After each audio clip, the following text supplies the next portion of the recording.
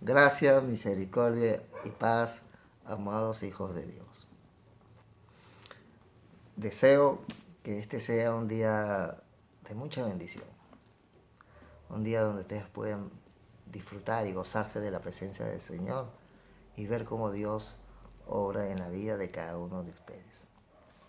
Hoy la palabra de Dios nos lleva a la historia de Jacob, el hijo de Isaac.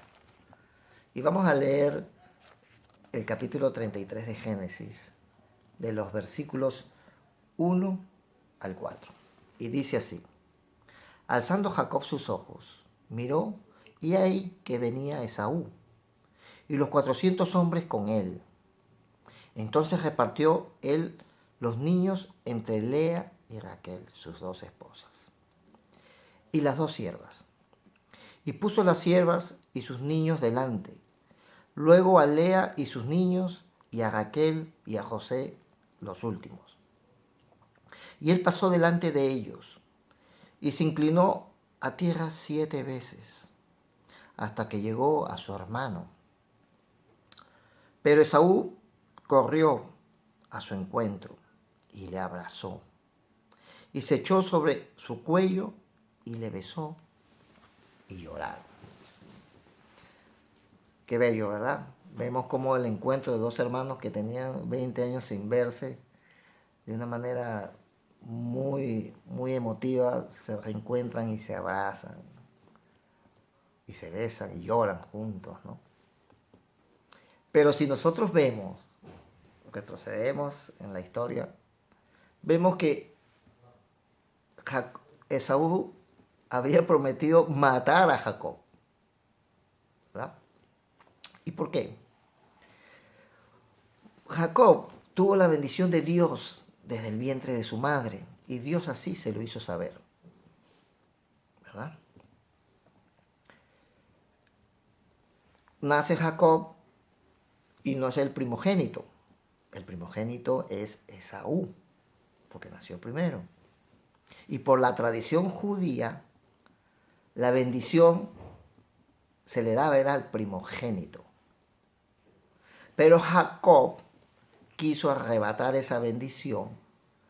¿Por qué? Porque él sabía y su madre le había dicho que Dios le había dado la bendición a él. Y él hace toda una trama, todo un engaño para que su padre Isaac lo bendiciera a él. Cuando Esaú se entera de ese engaño, Esaú, molesto, con rabia, jura que va a matar a Jacob. Jacob, un hombre que no era fornido como el hermano, tuvo miedo. Y su madre lo envió a las tierras de su hermano Labán. Jacob, un tramposo, resulta que fue a parar a la casa de un tramposo mayor, el tío Labán. Como que Dios le dio de su propia medicina y aumenta. Bueno, el hecho es que Jacob se enamoró de la segunda hija de su tío Labán, llamada Raquel, y el tío tramposo le puso como condición que para casarse con ella tenía que trabajarle 7 años. Al 7.º año, cuando ya él había pagado todo ese esfuerzo laboral para poder casarse con Raquel, el tío hace una maniobra y lo engaña y lo termina casando con la hija primogénita de él, llamada Lea. Cuando él se da cuenta, habla con el tío le dice: bueno, te casaste con mi primogénita, si quieres casarte con Raquel, tienes que trabajarme 7 años más. ¿Verdad? Súper tramposo mayor. Jacob tuvo que aprender de su propia medicina, y así tuvo 14 años viviendo ahí. Pero esos 14 años sirvieron para que Jacob fuera procesado. Dios procesó a Jacob. ¿Y por qué lo procesó? Porque Jacob tenía una gran bendición. 20 años después, Jacob regresa, porque Dios le dice: ahora regresa a tu tierra, regresa donde tu padre. Pero Jacob tenía temor, porque él se acuerda que él salió huyendo. porque su hermano Esaú había jurado que lo mataría. Pero Dios le dijo, anda. En ese trayecto, él tuvo, vamos a decirlo así, una pelea con Dios. Y ahí es cuando Dios lo bendice y le cambia el nombre y le pone por nombre Israel. ¿Ah? ¿Qué tal? Israel, el patriarca del pueblo prometido por Dios. Bueno, Jacob regresa y ahí vemos cómo, en este relato, cómo él se humilla ante su hermano, aun cuando él sabe que él tiene la bendición de Dios. Él se humilla ante su hermano, se abrazan y se besan. Dios puso gracia en él y ablandó el corazón del hermano.